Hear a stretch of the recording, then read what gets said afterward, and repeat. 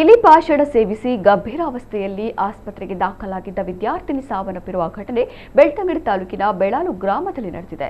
ಮಾಯದ ಬಾಳೆಮಂಡಿಕಲ್ಲು ನಿವಾಸಿ ದಿನೇಶ್ ನಾಯ್ಕ ಮತ್ತು ರೇವತಿ ದಂಪತಿಯ ಎರಡನೇ ಪುತ್ರಿ 19 ವರ್ಷದ ರಮಾ ಮೃತ ವಿದ್ಯಾರ್ಥಿನಿ. ರಮಾಳನ್ನ ಹೆಚ್ಚಿನ ಚಿಕಿತ್ಸೆಗಾಗಿ ಮಂಗಳೂರಿನ ಆಸ್ಪತ್ರೆಗೆ ದಾಖಲಿಸಲಾಗಿತ್ತು. ರಮಾ ಏಪ್ರಿಲ್ 29ರಂದು ರಾತ್ರಿ ಸಾವನ್ನಪ್ಪಿದ್ದಾಳೆ. ರಮಾ ವಾಮದ ಪದವು ಖಾಸಗಿ ಕಾಲೇಜಿನಲ್ಲಿ 2ನೇ ವರ್ಷದ ಪದವಿ ವಿದ್ಯಾರ್ಥಿನಿಯಾಗಿದ್ದಳು. ಈಕೆಯ ಸಾವಿಗೆ ಕಾರಣ ನಿಗೂಢವಾಗಿದೆ.